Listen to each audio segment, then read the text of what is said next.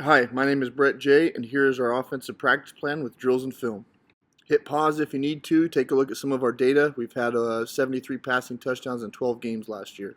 This is our Tuesday offensive practice plan. There's 28 sessions with a special teams in the middle. Here's a template that has every single minute planned out from Monday until kickoff on Friday evening. I've been a head coach for 17 years, and we've developed this practice plan over those 17 years. I feel it's very efficient. In order to have an efficient practice plan, we have to work our depth charts. We take 3 to 4 at each skill position to make sure our practice runs smooth. We break our offensive practices down to 3 different install periods. Each install period has different plays, and it takes 3 hours. My greatest influence as a coach was Coach Mike Leach. He took the Washington State job. I was able to go over and watch practices probably 20 to 30 times and learn the air raid system, so he was an inspiration for me. Another inspiration was Coach Eric Mealy. I was at Washington State with Coach Leach, coach running backs, and was a special teams coordinator, and I was able to go visit them when they were at Mississippi State. First session is our pre-practice drill. It goes from 3:30 to 3:55.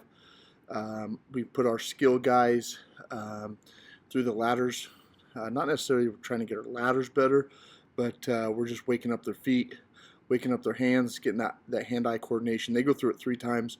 1 foot each square, 2 foot each square, and then the icky shuffle side to side. So they're catching 3 balls each.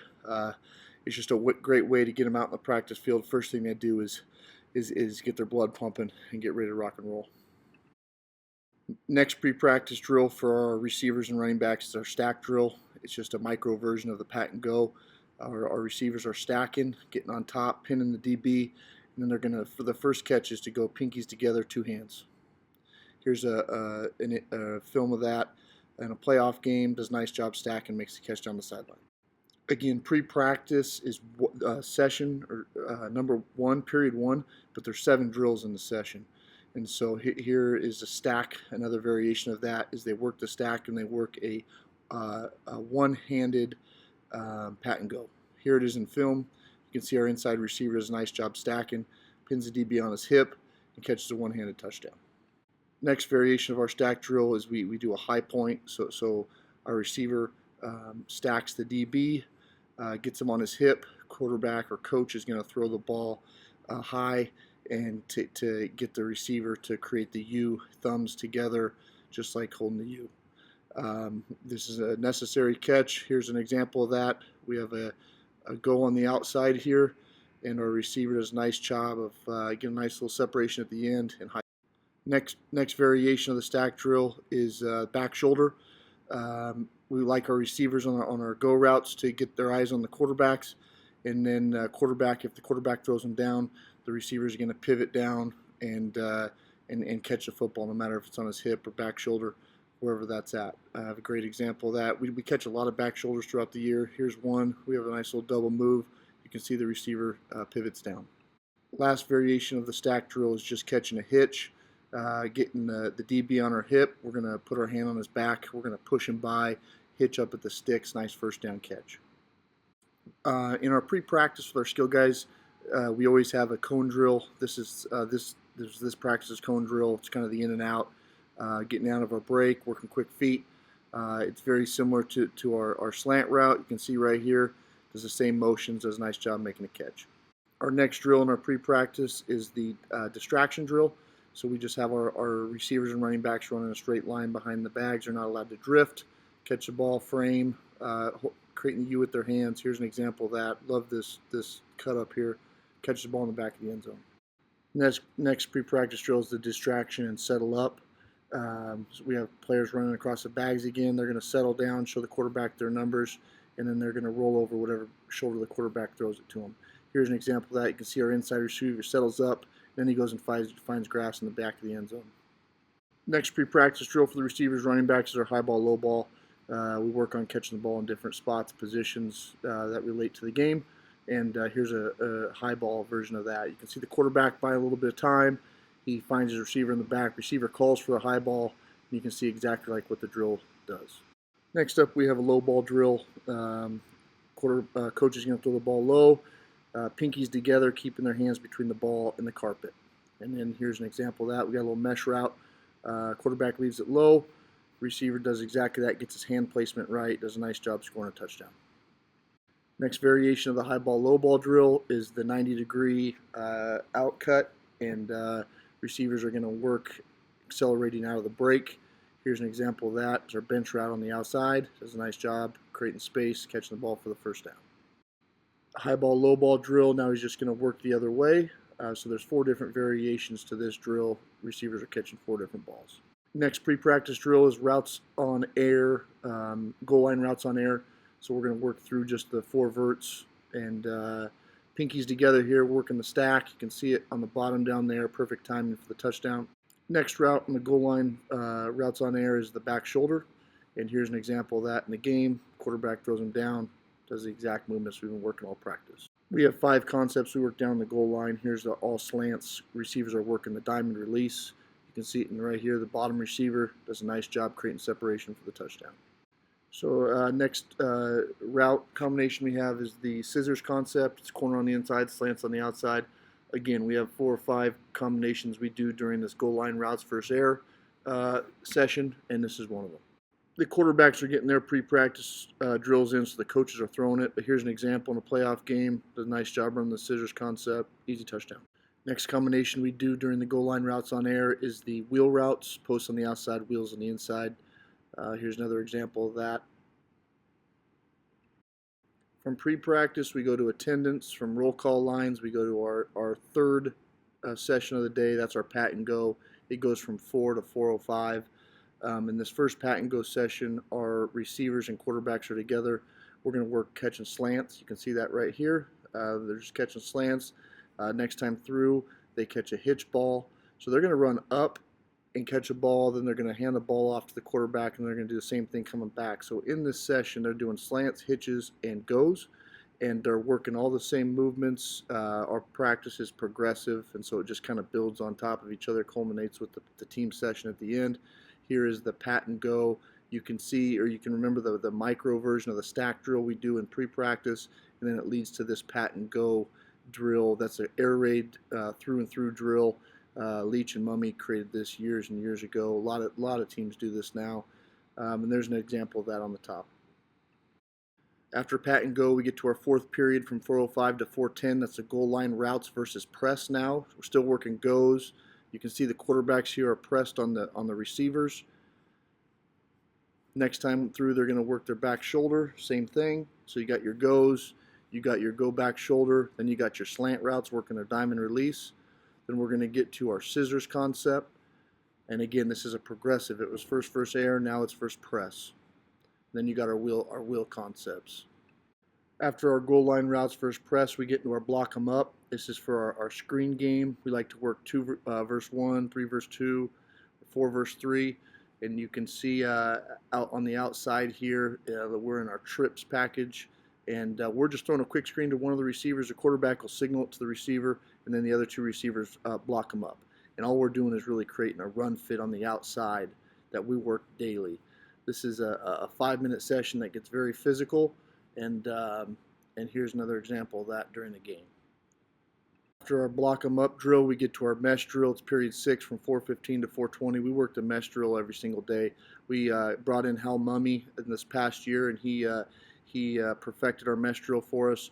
You can see all the quarterbacks are throwing at once.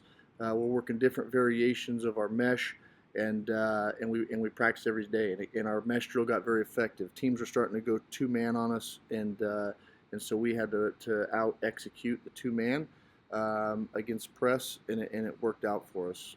We learned from sports psychologist Brian Kane, and his big motto is success leaves clues. So we went to Hal Mummy to learn from the best, and he taught us. And here's an example of that. Another playoff game, mesh opens up, quarterback buys some time, and a nice touchdown.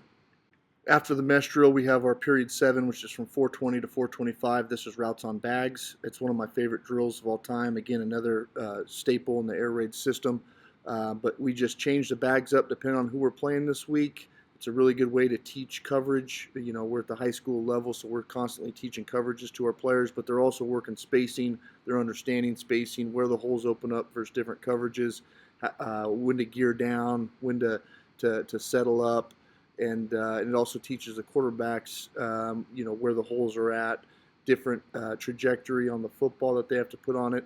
And we only spend 5 minutes on this, so it's obviously we're working the downfield passing, our intermediate pass game, maybe some quick game here as well, and work timing.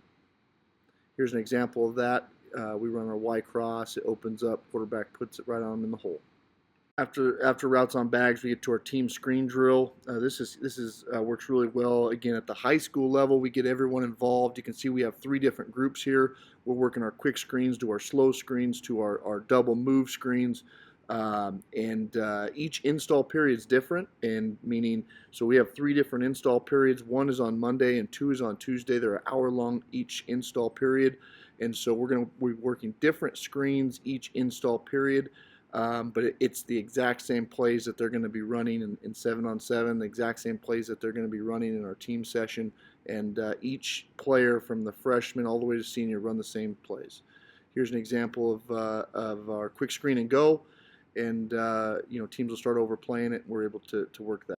From period 9, from 4:29 to 4:30, we're going to work our trick plays, double pass, reverse, throwback, skips, whatever it is. You can see here every single, from our freshmen all the way to our varsity, they're going to work the same trick play for that session. We're not very great. We're not great at trick plays, but we're effective when we use them, and so we like to always have one just in case. Here's an example of that. We run a little skip pass that we practice throughout the week. Does a nice job of executing it for a touchdown. We do this at the end of our team screen drill. We'll get 2 or 3 reps. After our team screen, we jump into our 7-on-7. It's period 10. It's from 4:30 to 4:40. We work midfield for a while. It's all scripted. We have a coach signaling in the plays so we can get through a ton of reps. Here's just an example. You can see, if you go back and pause it, you can see from one play to the next, it looks exactly the same. Then we jog down and work our goal line. So we're working midfield 7-on-7 to goal line 7-on-7, and there's a back shoulder look there.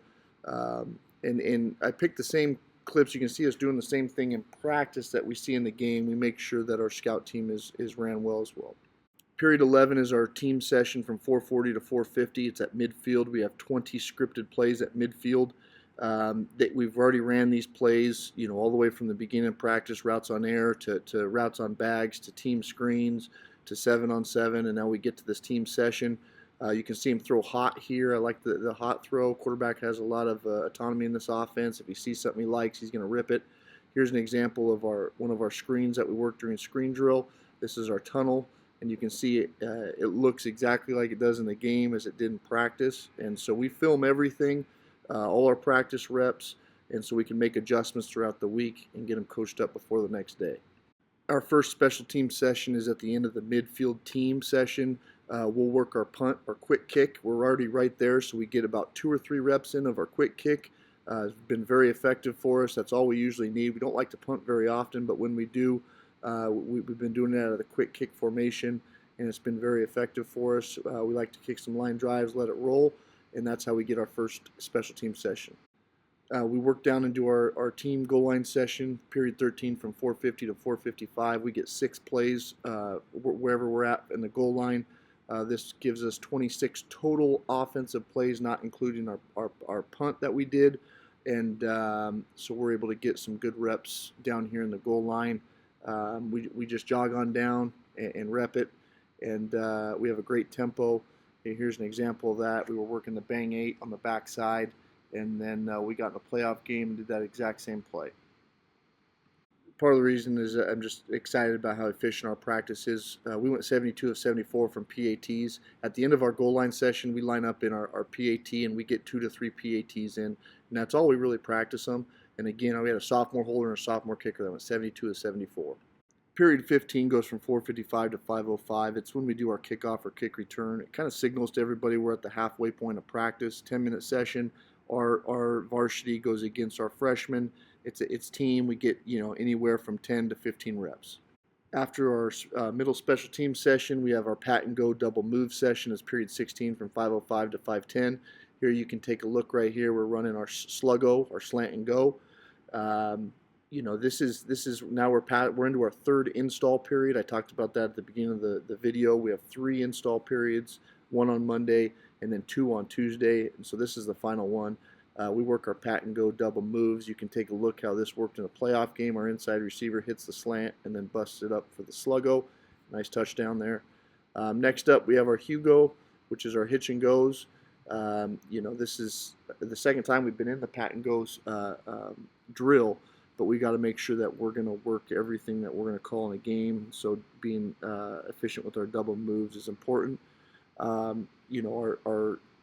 The players get about 6 reps in this drill. You can see the hitch and go at the top of the screen. Does a nice job selling the hitch. We like to use it versus good, overly aggressive, confident DBs. And then the last one, we just get another go in, pat and go. We stick the go at about 3.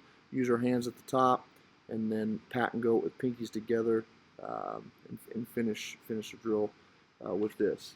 And again, players get 6 balls. They get two sluggos, 2 Hugos, and then two goes. Here's an example of a go route on the bottom. He does a nice job stacking pinkies together. From our pat and go double moves, we go to period 18, which is our one-on-one routes. We start at midfield, then we work down into goal line. Here's our first session. We're actually going 1 versus 2 here. Our H and our Y are going to work our sail route against an outside back or a down safety, and then they have a safety on top. Here's an example of that. Working down here, hitting the sail for a touchdown. Next up, we just jog on down and get our goal line one-on-ones in. Obviously, the spacing's different. We'll work all sorts of different presses, from being in your face, off at 2 or 3 catch techniques. Might even work a little press trail technique. Just depends on whatever we're going to see that week. But this is our period to really work our 1v1s and make sure our man route running is on point. Here's an example of us working that at the bottom there. Nice stick, touchdown. Our mesh drill. This is our 3rd installment period of the week. So that means we get to this mesh drill three different times. But it's just crucial. It's very effective for us. The Z on the outside is working a choice route. He's either got a post, a speed out, or a corner. And so we have all 5 quarterbacks are going to throw, because we have 5 different options here. Now, if you're the 5th option, you're going to go through your progression just like you normally would, and I'll talk more about those details later on. I'm not really getting into a ton of detail, more just talking about each period we have here. But this is our mesh drill. You can see it here. The quarterback does a nice job working through his progression, climbing the pocket, delivering it, and the receiver does a nice job getting vertical. After the mesh drill, we get to our routes on bags session again. Now we have different plays that we're working on the routes on bag session. Here is our smash concept. We have a corner route, a post route, and a hitch and post. And I let it kind of run here so you can see how we have 3 or 4 receivers at each wide receiver position. All 5 quarterbacks are throwing, so you can kind of see the flow of each drill. We do this so receivers will run their routes as hard as they can. We don't have speed routes.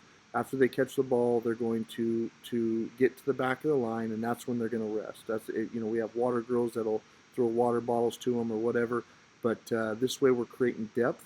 We've had multiple receiver groups go through and graduate, and we feel like we're reloading it after each graduating class, and this is how we do that, building depth. Everybody gets reps, everybody's hearing the same coaching, and that's important for us.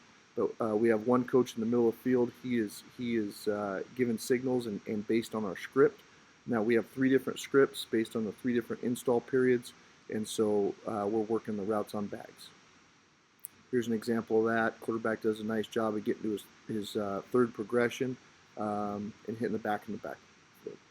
Next play, you're going to see them running a cover 2, just like we had the bag set up. Quarterback anticipates it, throws it hot in the hole. Period 21 from 5:30 to 5:35. We're back to our team screen drill. Quick screen, slow screens, double moves. This is for our 3rd install period. So it's basically the 3rd overall hour of the week that we get to work on offense. In high school, a lot of guys will go both ways. But you can see us, all 3 groups, freshman, JV, and varsity, are all working the same screenplay. Here's an example. The one you've seen at practice was our slow screen to a running back, and then we have the same thing in the game right here. Next up, we have gusto route, jet and go, whatever they call it, but it's double move. In that same team screen drill, we do our trick play. It's period 22 from 5:34 to 5:35. We feel we can get 3 plays off in 60 seconds, so that's a play every 20 seconds. You can see every single one of our teams here, varsity, JV, and freshmen, are all running the same trick play. Again, we want to go into a night with anywhere from 2 or 3 trick plays we ran throughout the week that we feel that we can execute well. I just included the skip pass again here, but we have a coach that's dedicated to trick plays, and he gets pretty creative with that. He does a nice job with it. We believe in coaching on the fly. This is period 23, our 7-on-7 from 5:35 to 5:45. We go both midfield, then jog down to the goal line. But to stay on plan, we really got to be up tempo. All coaches have a script. You can see that play right there. They created this little movement. It's a mesh. Our hunt route settles up and then finds grass based on what he's seeing, and they created that during this 7-on-7 drill. That was the first option of our mesh drill that we've worked the entire day.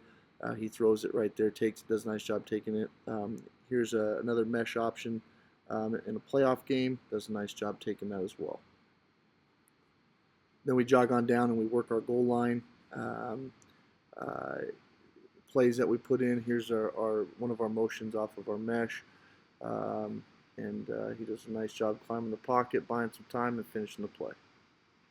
Period 24 from 5:45 to 5:54. It's our midfield team session. We have 20 scripted plays. Every coach has them. They're staring at their practice plan. We have a coach on the sideline signaling them in, and it's as high tempo as we can get. Again, we like to think we can get 3 plays every minute. Here's an example of just us hitting that mesh again. Does a nice job catching the ball and getting vertical. Let's see. Here's a RPO. We throw a lot of RPOs. We love RPOs. We've gotten pretty good the past couple of years. We have slants on the backside of a run.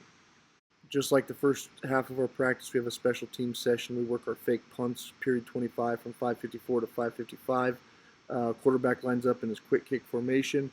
If they send a guy back, that means we got 11 on 10, and so we're going to work the middle of the field. He does a nice job signaling to him at practice. What we see on practice film is what we see in game film. Here's a game tape of that. You can see him. He sees the deep returner, so he signals to his receiver, and they do a nice job of completing the 4th down conversion. Period 26 from 5:55 to 5:59. We're working our goal line team session. This is 6 plays that are scripted at the bottom of our practice plan. Whatever we feel we're going to have success that week. Here's RPO. We had a run on. You can see the exact same thing happened in the game, in the playoff game. Very nice pitch and catch by receivers and quarterback and receiver. Here's another mesh that we threw. He threw hot to our running back. You'll see a version of this as well. Doing a nice job of completing the play. Period 27 is from 5:59 to 6. It is our special teams 2-point plays that we work. We do it right at the end of our goal line offensive session, so we're already down there. You can see we worked a little fake PAT flip. We called it a state, but did a nice job executing.